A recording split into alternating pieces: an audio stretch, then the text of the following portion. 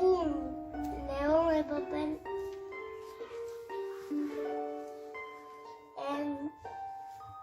León de papel está en casa de Nael.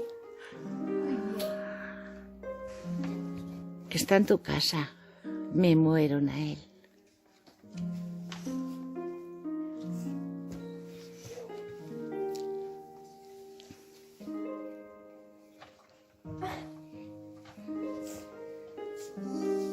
Su mamá lo vio y le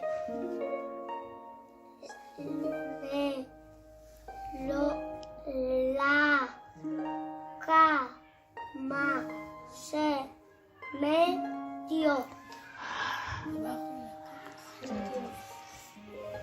Su papá lo vio y la moto Teto escapó. Se escapó en la moto. ¡Wow! Muy bien. Pues que nosotros ya lo sabemos cómo era, porque nos lo contaba todas las No, no. No sabes, no lo quería subir.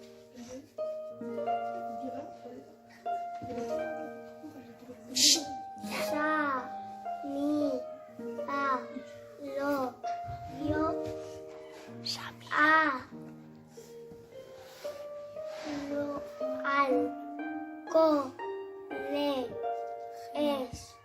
escapó. A ver, ¿cómo era? ¿Cómo era? Samira lo vio Y escapó al cole. y al colegio se escapó. Sí.